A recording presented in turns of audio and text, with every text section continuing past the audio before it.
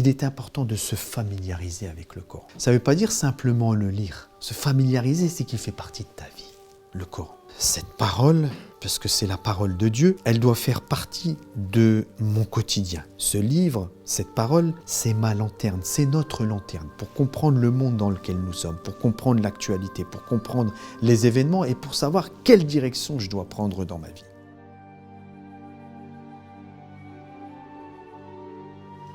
أعوذ بالله من الشيطان الرجيم بسم الله الرحمن الرحيم الحمد لله رب العالمين اللهم صل على محمد وآل محمد. La foi est universelle. La foi est un langage du ciel. La foi est celle qui sauve. La foi est celle qui appelle à l'honneur, au courage, à la résistance. La foi est celle qui nous permet de garder notre humanité. La foi est celle qui nous permet de rester sur le chemin de ceux qui ont été des grands hommes sur cette terre. Mes frères et mes sœurs, le plaisir de vous retrouver et puis de partager avec vous cette analyse, Inch'Allah, avec un sujet spirituel, coranique, avec la permission de Dieu, en ayant l'espoir de pouvoir élever tous ensemble nos âmes vers les hautes sphères célestes, d'élever le débat et de pouvoir nourrir nos âmes avec la lumière de celui qui se révèle au cœur de l'homme. Mes frères et mes sœurs, la semaine dernière, nous avions abordé deux sujets et j'avais terminé avec l'un des sujets qui était le mouvement et l'inertie. Voilà, ça paraît être un sujet scientifique ou un sujet un peu compliqué ou d'ordre un peu trop élevé, mais en réalité, c'est un sujet qui est très simple parce que c'est la Genèse qui parle de cela déjà en premier lieu, mais que nous manquons d'éveil, tout simplement. Et ce manque d'éveil fait que nous lisons le livre, le Coran, sans en comprendre les subtilités. Donc lorsque Dieu enseigne dans son saint livre à l'homme, aux hommes que nous sommes et que nous lisons la Genèse et que nous lisons l'histoire de Adam, que nous sommes les représentants d'Adam, nous sommes les enfants d'Adam, et que nous avons une appréciation générale de cette scène et de ces créatures que Dieu a mis dans sa création et qui leur a donné à chacun une particularité. Alors vous le savez parce qu'on a déjà, pour ceux qui nous suivent déjà depuis longtemps, nous en avons déjà parlé. Nous avons déjà parlé de l'aspect créaturel du djinn, l'aspect créaturel de l'ange et l'aspect créaturel de l'homme, qui sont trois entités différentes, avec chacun une spécificité et une particularité. Les deux entités que sont le djinn et l'ange, ils ont un point en commun, c'est que ils sont gouvernés par les lois du mouvement. Alors que l'homme, puisque Dieu le dit très simplement dans son saint livre, mais ça passe inaperçu lorsqu'il dit qu'il va établir sur la terre son représentant et qu'il enseigne les noms à Adam, nous ne mesurons pas le poids de ce que Dieu est en train de nous dire. Parce que lorsqu'il nous raconte l'histoire des anges et qu'il nous raconte en particulier l'histoire du djinn et en particulier d'Iblis, nous voyons que Iblis, il a dû faire un mouvement d'adoration pour atteindre le niveau qu'il a atteint. Alors que l'homme, que Dieu vient fraîchement, si je puis le dire ainsi, de créer, sans qu'il n'y ait aucun temps, aucune expérience, aucun mouvement, indépendamment de l'espace et du temps, Dieu, Allama Adam al-Asma'a kullaha, Dieu enseigne tous les noms à Adam, c'est-à-dire la science de toute chose. Il l'enseigne à Adam. Tout ça pour nous montrer que l'aspect créaturel de l'homme est d'être gouverné par des lois qui sont indépendantes du temps, de l'espace, et là, je le sors en particulier, du mouvement. C'est-à-dire que l'homme n'a pas besoin d'un mouvement pour recevoir la lumière de Dieu. Ça se fait, comme on pourrait prendre cette image, lorsque Dieu révèle au messager de Dieu Inna anzalnahu fi laylatil qadr. Donc dans la sourate Le Destin, Dieu dit « Nous l'avons certes fait descendre dans une nuit bénie. » Quoi? Hu. Qu'est-ce que nous avons fait descendre? Le Coran. Le Coran. Quel Coran? Le livre que nous avons entre les mains, c'est-à-dire avec ses milliers de versets et ses multiples, ses 114 sourates? Oui, tout ça descendu en une nuit dans le cœur du messager de Dieu.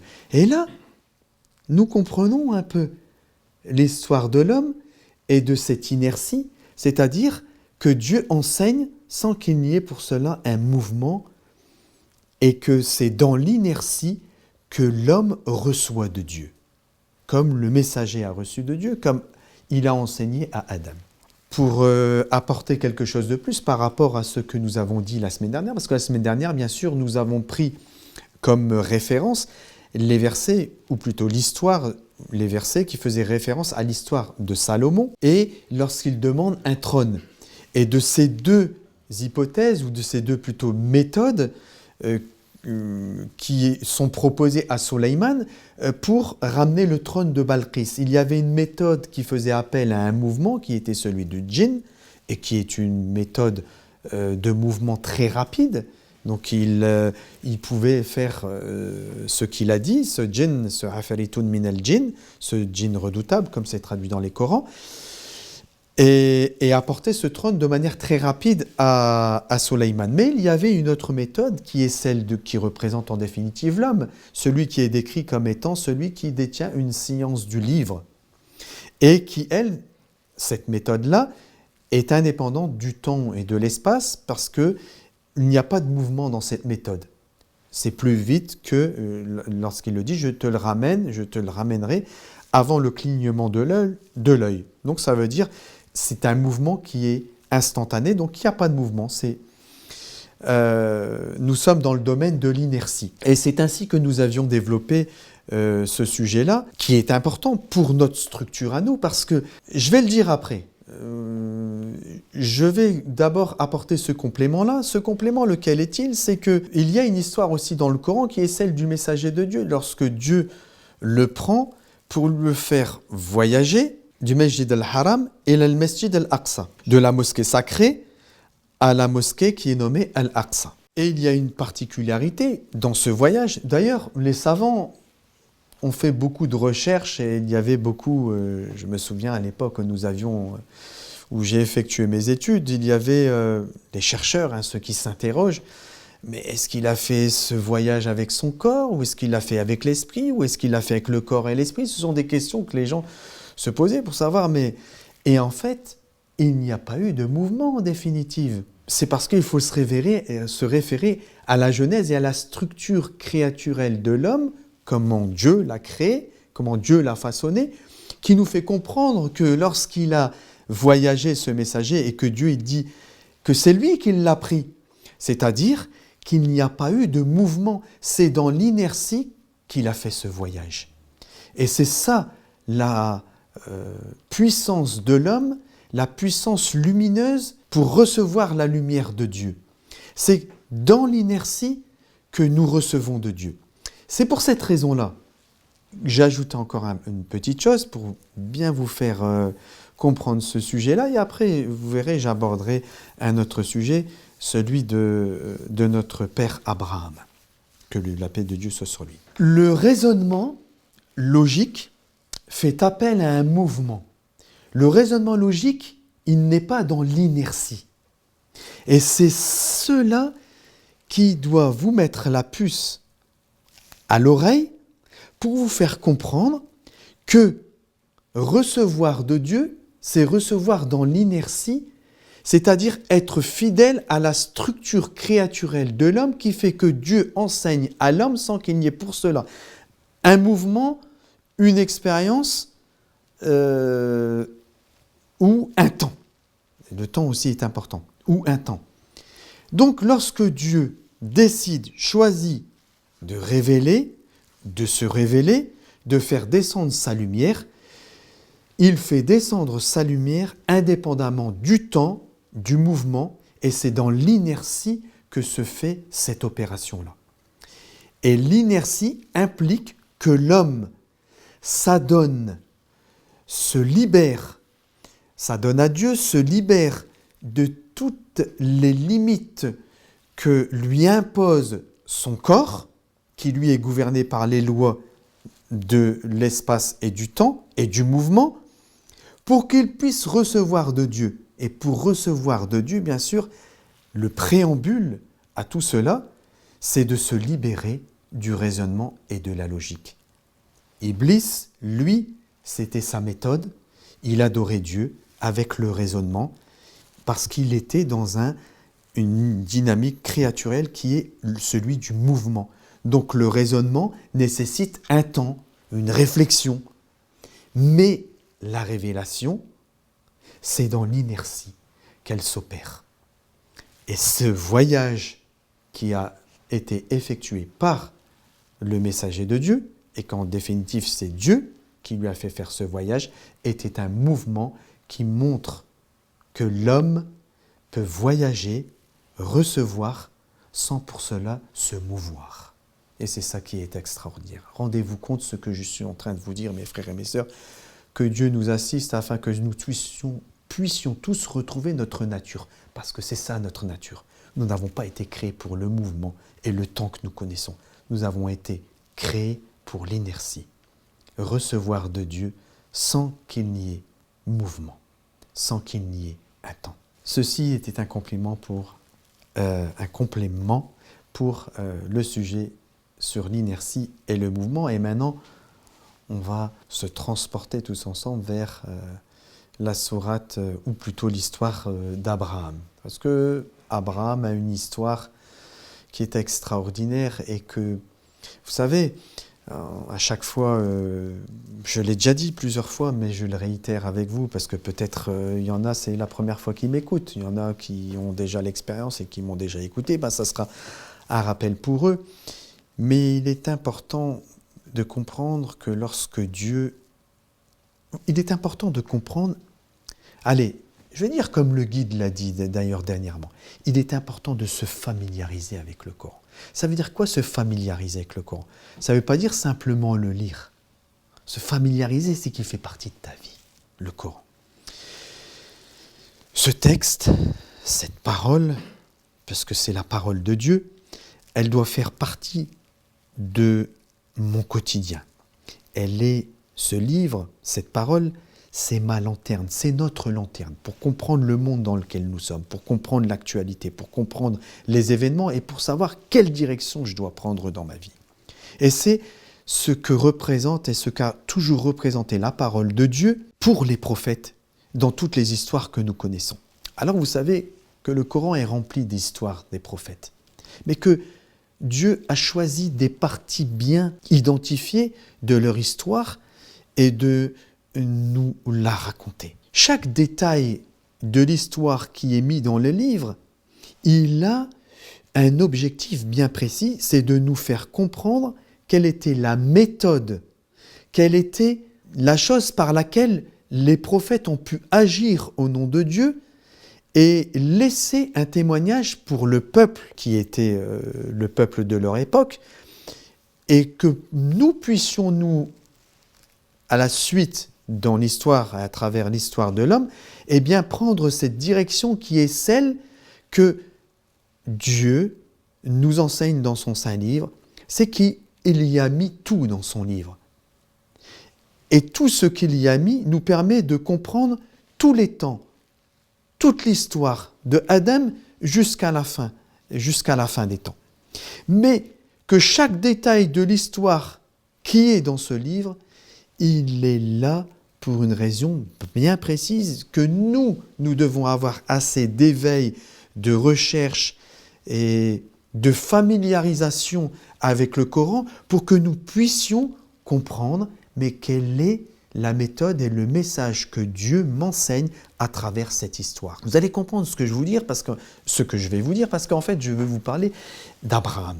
Et lorsque Dieu nous raconte l'histoire d'Abraham, eh bien, il y a une pédagogie qui ne saute pas forcément aux yeux. Mais Dieu passe d'un état à une autre situation et à une autre situation. Mais tout ceci, toutes ces situations sont liées entre elles.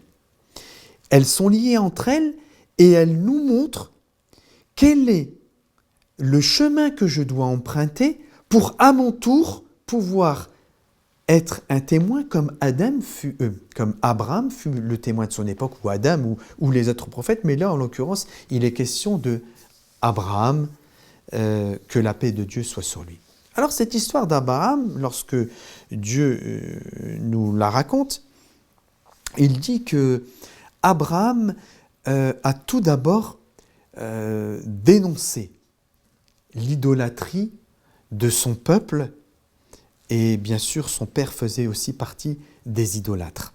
Et lorsqu'il nous explique cette situation-là, cette situation qui nous fait penser aussi à l'histoire de Joseph, que je vais vous rappeler dès que je vous aurai dit ce que j'ai à vous dire sur cette situation-là. Donc première situation, c'est la situation dans laquelle se trouve Abraham, qui constate un fait dans le monde dans lequel il est, que les gens sont idolâtres et que ceci les pousse vers les injustices et que ceci les pousse vers un monde qui n'est pas un monde qui nous amène vers le haut, mais qui nous fait descendre vers le bas. Et le simple fait de dénoncer, de prendre parti, de se mettre en danger carrément, parce que vous connaissez cette histoire, ils vont vouloir brûler Abraham, que la paix de Dieu soit sur lui. Donc il se met en danger pour dénoncer une situation qu'il sait lui pertinemment dans son fort intérieur qu'elle est mauvaise pour son peuple et pour l'humanité. Il dénonce cela. Et lorsqu'il dénonce cela, eh bien, nous passons à une seconde situation. Cette situation-là, c'est laquelle ? C'est la situation où Dieu lui dit « Et nous avons montré à Abraham le malakout des cieux et de la terre. » Alors quelqu'un qui s'interroge, qui sait que Dieu, comme je le dis tout à l'heure, ne dit pas les choses en vain, que quand il donne un détail puis qu'il donne un autre détail, il y a un lien entre ces deux détails, mais que je dois avoir assez d'éveil, de recherche de l'éveil en me purifiant pour que Dieu m'inspire et me montre sa lumière, que je puisse comprendre c'est quoi le message et la méthode et le lien entre les deux. Eh bien, et ceci va nous plonger directement avec l'actualité dans laquelle nous sommes aujourd'hui. Vous allez voir, c'est extraordinaire parce qu'on est en train de parler d'Abraham. Abraham, c'est à des milliers d'années de nous. Et pourtant, l'histoire d'Abraham, elle est présente aujourd'hui, dans notre actualité. Et où est-elle présente ? C'est ce que nous allons définir tout de suite. Mais tout d'abord, je reviens à Joseph. Je disais que ça faisait penser à l'histoire de Joseph. Parce que Joseph, lorsqu'il était avec ses compagnons de prison, ils lui ont demandé de faire l'interprétation de leur rêve. Et avant de faire l'interprétation de leur rêve, il explique quelle était sa situation. Et il dit, j'ai vécu comme Abraham, parmi un peuple qui était idolâtre, etc., et qui l'a été de ceux qui ont dénoncé, renoncé à cette idolâtrie, et que Dieu lui a enseigné ta'wil al-ahadith et qui lui a donné l'exégèse ou la compréhension des rêves. Et après cela, il leur explique leurs rêves. Il leur a fait da'wa, si je peux dire, le témoignage. Et ce témoignage, lequel était-il ? C'était la méthode qu'il leur enseigne à eux pour qu'ils comprennent que pour recevoir de Dieu, il doit avoir un préambule à cela. Et c'était de dénoncer et de renoncer, ou de dénoncer, même si je dois me mettre en danger, mais de dénoncer les injustices, et en particulier l'injustice de l'époque qui était l'idolâtrie. Abraham fait de même. Alors Dieu lui fait montrer, à la suite de cette histoire et de ce renoncement, ou d'avoir dénoncé cette idolâtrie, jusqu'à dénoncer l'idolâtrie de son propre père, parce que, attention, vous savez ce que ça implique, mes frères et mes sœurs. Et là, Dieu nous parle qu'il a ouvert les cieux et la terre pour Abraham. Malakut samawati wal ard. Eh bien, tout simplement, vous devez le prendre pour argent comptant. Dieu est en train de nous enseigner et de nous dire que pour recevoir de Dieu et que Dieu nous ouvre les portes de sa miséricorde et de la compréhension de ce signe et de la bonne direction, eh bien, il faut tout d'abord renoncer, dénoncer, même au prix de la difficulté, les injustices ou l'injustice que l'on constate dans la contrée, dans le lieu, dans l'environnement dans lequel je suis. Et là, on va se transporter ici, dans le monde dans lequel nous sommes aujourd'hui, parce que c'est notre histoire. Aujourd'hui, si nous voulons, et là je parle en particulier à tous les croyants, qu'ils soient chrétiens, qu'ils soient juifs ou qu'ils soient musulmans, ou qu'ils soient bouddhistes, à tous les croyants en particulier, et avec un espoir avec tous ceux qui n'ont pas forcément de foi, mais qui sont en recherche et qui aimeraient comprendre tout cela. Et que je les invite à comprendre l'actualité à travers les livres et à travers les révélations, parce qu'il y a là toute la méthodologie pour qu'ils puissent comprendre le monde dans lequel ils sont aujourd'hui. Eh bien, aujourd'hui, nous avons une responsabilité religieuse de dénoncer les injustices qui sont dans notre quotidien, dans le monde dans lequel je suis aujourd'hui. Et je ne peux pas aujourd'hui parler de cela sans prononcer le mot de Palestine et de Gaza parce qu'on est en plein dedans. Et là, c'est le summum de l'injustice. Parce que franchement, tuer des milliers d'enfants comme cela, je ne sais pas combien de Pharaon a tué d'enfants, mais je crois qu'il a fait moins que ça, Pharaon. Alors que regardez comment il est décrit et la place qu'elle a cette histoire dans le livre de Dieu. Nous avons, et là je le dis encore une fois, je m'adresse à tous les croyants de manière générale, si vous voulez être les hommes de Dieu, si nous voulons, moi avec vous, être les serviteurs de Dieu, si nous voulons, comme nous le prétendons, être nourris par Dieu, si nous voulons recevoir la lumière de Dieu, si nous voulons la science, si nous voulons comprendre la direction pour retrouver notre demeure, eh bien, nous devons tout d'abord nous lever contre les injustices qui sont dans notre environnement. Et si nous le faisons au prix même de grandes difficultés, eh bien Dieu, tout d'abord, va vous soulager, et il nous soulagera de ces difficultés, mais en plus de ça, il va nous ouvrir un monde extraordinaire qui est le monde des signes de Dieu. Le monde où le ciel s'ouvre et où vous devenez les témoins de la voie qui mène à Dieu. J'espère que c'est clair ce que je viens de vous dire. Donc, on a parlé de deux situations. La première, qui était que Abraham a dénoncé l'idolâtrie de son peuple. La deuxième, Dieu lui a ouvert Malakut samawati wal ard. Et après, alors bien sûr, il faut lire les versets du Coran, parce qu'ils s'enchaînent ainsi. Et après, s'enchaîne une troisième situation qui est celle où Adam va aller à la recherche de Dieu. Et comment il fait cela? En regardant le ciel et en constatant cet univers et en regardant les étoiles. Puis après les étoiles, ça va être la lune. Et puis après la lune, ça va être le soleil. C'est cette démarche de recherche, cette démarche spirituelle qui débute en réalité après que Dieu lui ait ouvert les cieux et la terre, parce que c'est ça qui va lui permettre d'être sur la voie de Dieu et de reconnaître les signes. Et bien sûr, les signes qui sont évoqués dans le livre de Dieu à travers les étoiles, la lune et le soleil ne sont pas là non plus comme quelque chose qui est anodin. Ça n'est pas anodin du tout. Pourquoi ça n'est pas anodin?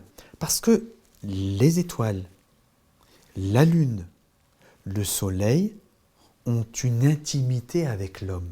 Quand je dis ils ont une intimité, ils ont un lien intime avec l'homme. Alors bien sûr, parce que je vais aborder là un sujet qui pour certains devient tout de suite une polémique, parce que nous avons dans certaines écoles de l'islam, et c'est vrai qu'aujourd'hui, cette science qui est la science de l'astrologie a un peu dévié de ce qu'elle est dans son essence.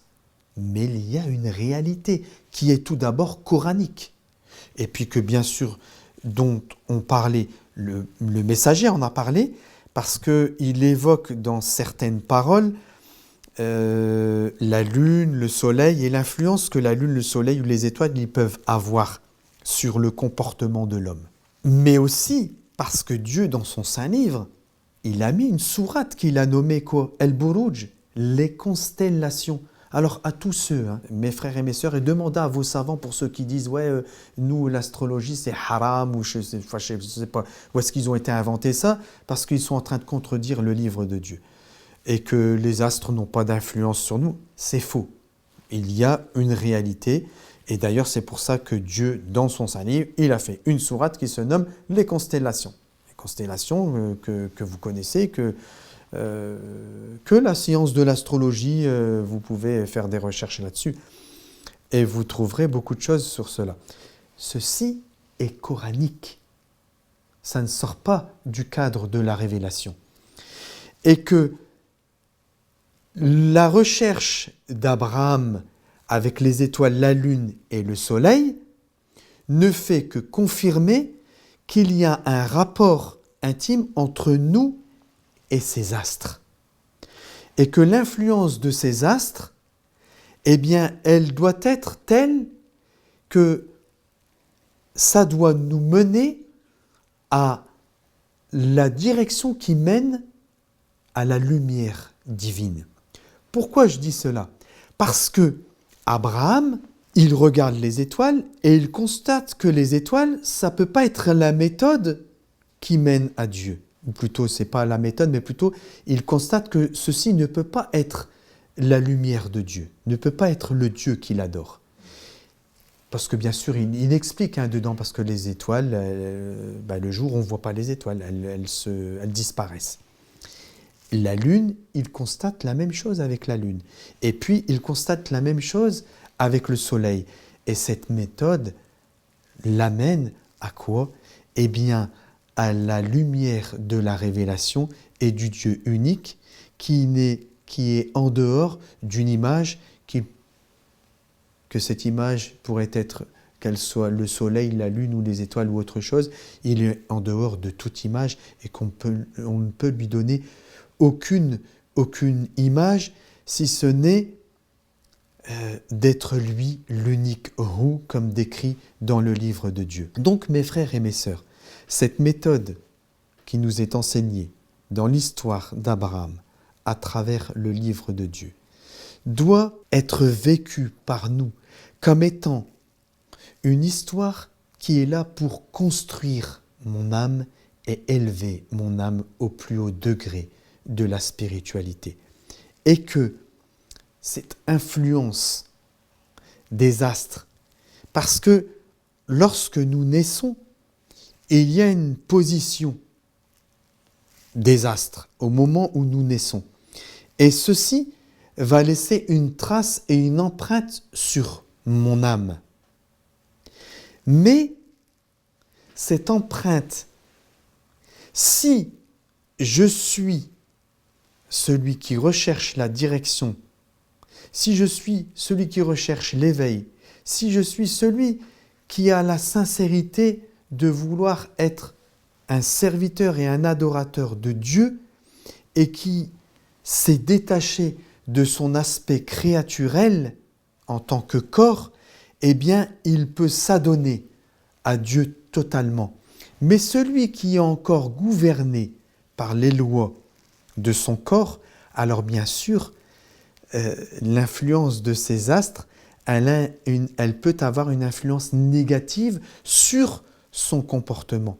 Mais l'homme de Dieu, il est complètement détaché Et il a retrouvé sa nature qui est celle que Dieu lui a donnée en dehors du mouvement, en dehors du temps, qui est dans l'inertie dont nous avons parlé tout à l'heure, et que les astres, eux, ils sont pas dans cette dynamique-là, si je peux le dire, l'aspect créaturel, parce que les astres sont une créature aussi.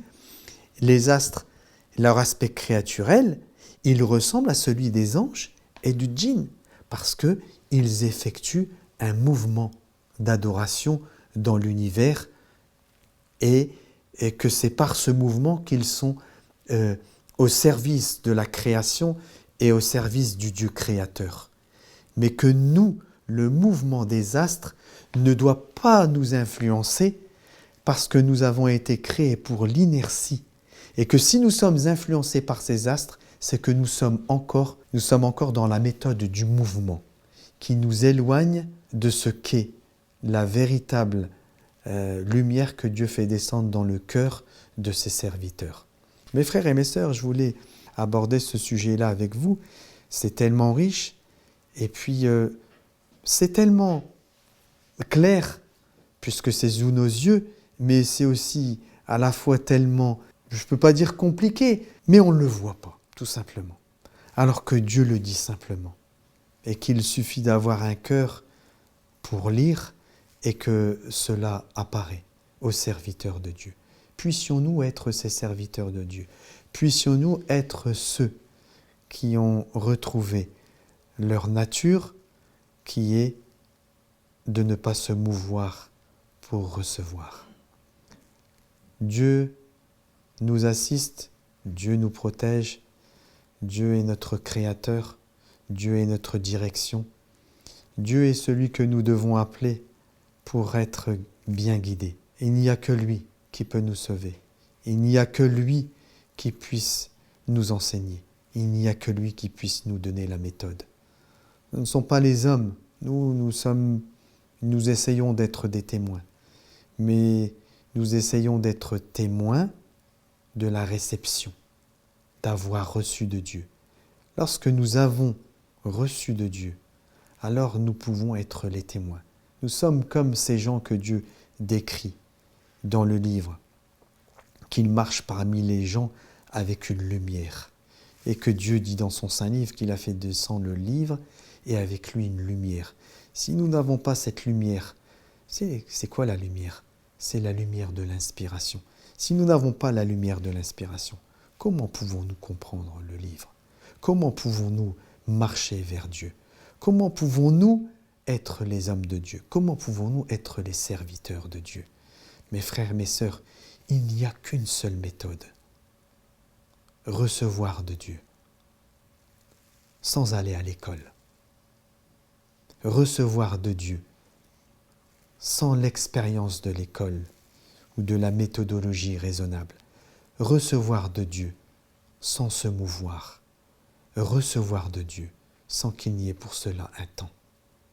Dieu a fait de nous des créatures supérieures. En avons-nous véritablement conscience? L'homme est grand.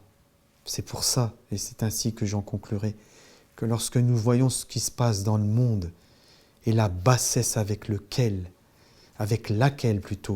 agissent les hommes, alors que nous avons été créés pour une hauteur, une spiritualité, quelque chose qui dépasse tout ce que l'on peut imaginer et que l'on constate ce monde dans lequel nous sommes et que les prophètes l'ont constaté et qu'ils disaient « Eh oh les hommes, réveillez-vous, soyez éveillés. Vous n'avez pas été créés pour ça, pour faire des bêtises comme ça, des injustices et vous chamailler. Vous êtes les hommes qui avaient été choisis pour régner sur toutes les créatures. » C'est ça, l'homme. Alors quand je dis régner, bien sûr, ce n'est pas nous qui régnons, c'est Dieu qui règne en maître. Nous sommes ses réceptacles. Que Dieu nous assiste et nous protège afin que nous soyons ses serviteurs. J'espère que ce sujet vous aura apporté plus de méthode dans votre réflexion et dans votre démarche spirituelle. et qu'il vous permettra, qu'il me permettra, moi avec vous, de mieux comprendre ces signes. Je vous dis à très bientôt. Salam alaikum wa rahmatullah.